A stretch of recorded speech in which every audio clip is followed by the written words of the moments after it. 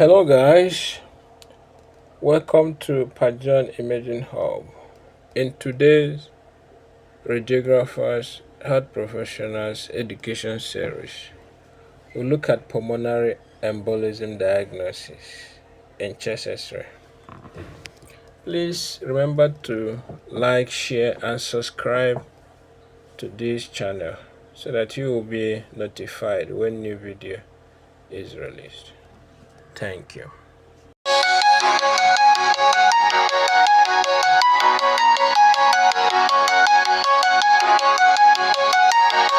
Welcome back. Pulmonary embolism PE is the occlusion of pulmonary arteries by thrombi that originated elsewhere, typically in the large veins of the leg or pelvis. Chest X-ray is neither sensitive nor specific for pulmonary embolism, but we do chest X-ray as first line of test to rule out other conditions in the chest. The following signs may be associated with pulmonary embolism in chest X-ray. So when we've done chest X-ray and our main aim is not really to make a diagnosis of pulmonary embolism. We just want to rule out some other things that may be causing the clinical symptoms or signs that we're seeing, so that we can now know whether to progress to the further imaging that can help for better delineation or diagnosis of pulmonary embolism. But there are still some signs that can point towards the condition being a pulmonary embolism. So we'll have the Fleischer sign, the Hampton Hump sign, the Westermarck sign, the knuckle sign, and the Pala sign. These signs, if you see any of them in the X-ray, it should prompt you to progress to CT pulmonary angio, which is the gold standard for diagnosis of pulmonary embolism. Fleischer sign is prominent pulmonary artery, and this can be caused by pulmonary hypertension or by distension of the vessel by a pulmonary embolus. So that is what Fleischer sign means.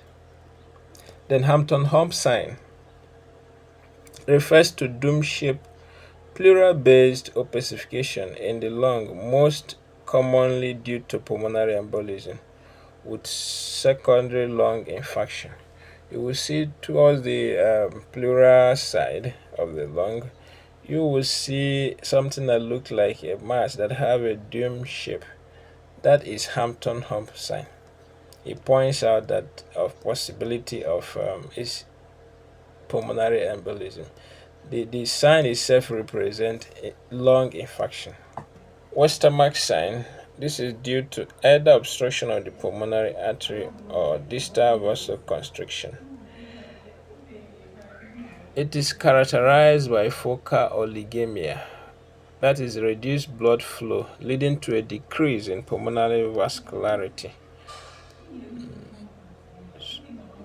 So it is characterized by focal oligemia distal to a pulmonary embolism, because the embolism have cut off a blood supply. So there is now oligemia distal to it. Then the knuckle sign. This is a sign shown by abrupt tapering of a major pulmonary artery. You see the pulmonary artery to taper and end instead of maintaining or decreasing gradually, to just decrease in size abruptly. Then I have the Pala sign. This describes an enlarged right descending pulmonary artery. You see the right descending pulmonary artery to just curve down and is distended. That is a Pala sign. Let's look at some images to see what these things look like. This is a Hampton home sign. You see the dome shape.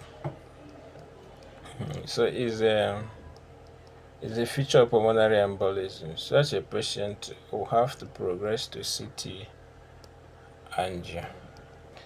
This is a Fletcher sign. You see the dilated pulmonary artery. In this image, comparing the two lungs, you see that this particular place has reduced vascular marking. So there is a focal oligemia here in this part of the lung compared to this side. So that is a Westermarck sign. And this, you see the prominence of this pulmonary artery, the descending one. So that described the pala sign. Even the left pulmonary artery is also dilated. And in this image, we can see there is Hampton hump sign here,